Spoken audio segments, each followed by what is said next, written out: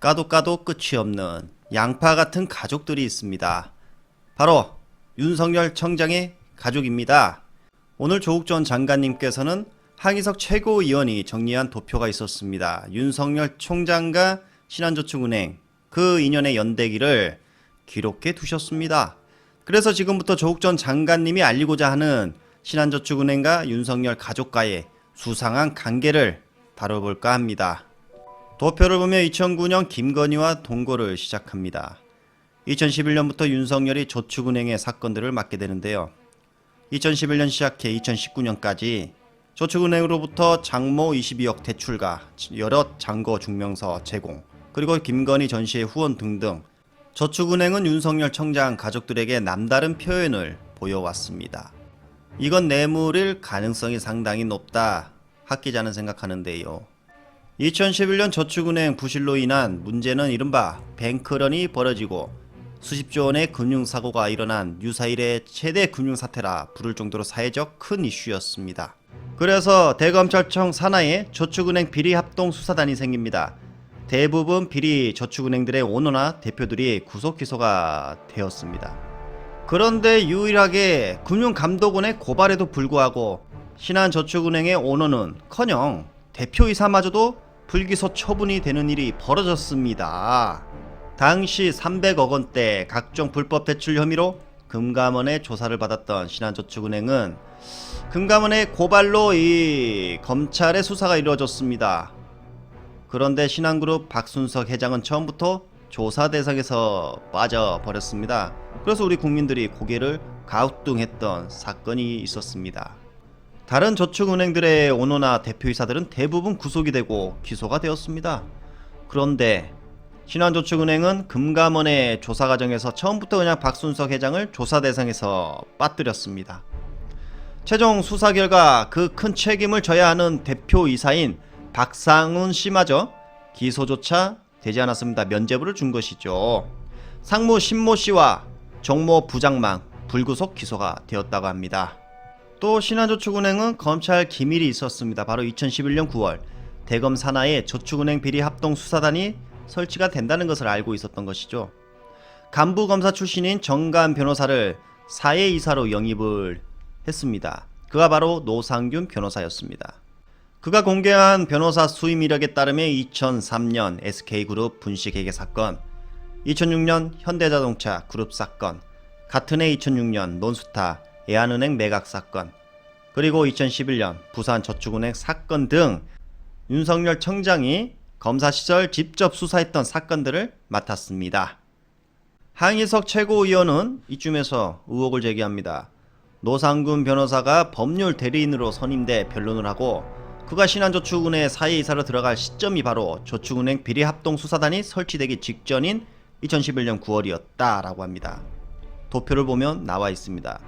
그에게 윤석열 검사의 전담 수비수라는 미션이 주어진 게 아니었냐라는 합리적 의심을 해볼 수 있다라고 제기했습니다. 윤석열 청장이 검찰총장으로 임명이 되기 전 신한저축은행의 부인 김건희 씨가 개최하는 전시회에 후원을 합니다. 정말 아리송하죠. 신한그룹 소유의 건물에 김건희 씨 회사의 감사 김모 씨의 회사 사무실이 이 시에 있었던 것으로 알려졌습니다. 정말 의심이 가는 대목입니다. 전시회 때마다 신한저축은행은 계속해서 후원을 하고 있었습니다. 그래서 이런 여러 정황을 종합해서 볼 때 신한저축은행과 윤석열 장모 최은순 씨 그리고 부인 김건희 씨 등 가족 사이에 이런 모종의 끈끈한 유착관계가 아주 오래전부터 형성되어 온 게 아니냐라는 의혹이 제기되고 있었던 겁니다. 신한저축은행은 과연 누구? 이거 어떻게 읽어야 돼요? 이게 박 변호사님. 누구 겁니까? 신한 주식회사 신한입니다. 신한. 이 모회사인 주식회사 신한의 주식을 누가 갖고 있냐면 박순석 회장이 갖고 있습니다. 얼마가 갖고 있느냐? 100%를 갖고 있습니다. 그러니까 주식회사 신한은 전부 다 박순석 회장의 회사입니다. 그런데 그러면 신한저축은행은 뭐냐? 이 신한저축은행의 지분 구성은 이 표와 같습니다. 주식회사 신한이 47%입니다. 그러니까 주식회사 신한을 시킨 박순석 회장이 아까 100%잖아요. 그러니까 박순석 회장이 47%를 다 갖고 있는 거예요. 거기다가 본인 개인이 9% 이상을 또 갖고 있어요. 거기에다가 첫째 아들인 박훈이 또 7%, 기타 신한캐피탈도 관계회사죠.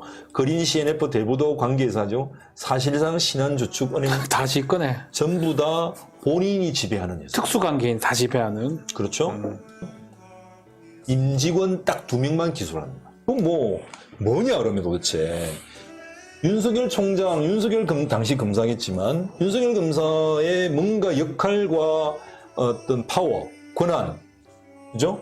이런 지위, 이런 것과 관련성이 과연 없다고 할 수 있겠느냐. 그렇죠. 신한저축은행에서 김건희 씨를 이뻐서, 뭔가요? 이쁜가요? 모르겠습니다만은. 몰라요. 뭐가 좋아서, 뭐가 이뻐서 접근을 했는지는 저는 모르겠어요.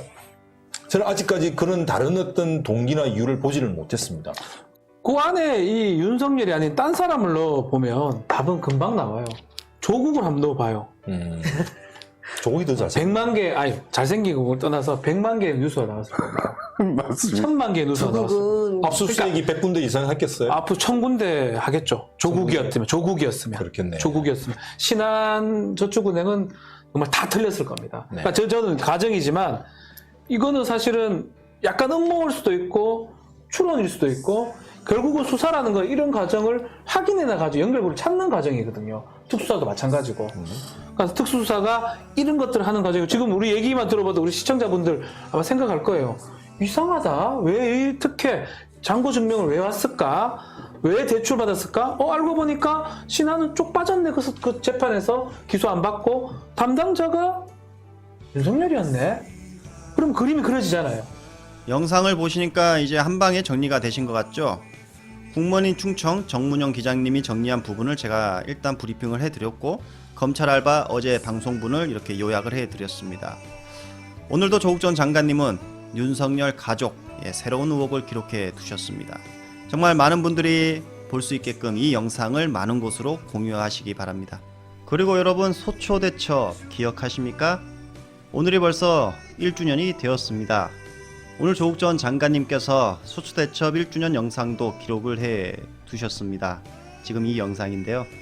정말 많은 분들이 거리에 나와 조국 수호를 외쳤습니다. 검찰개혁 조국 수호.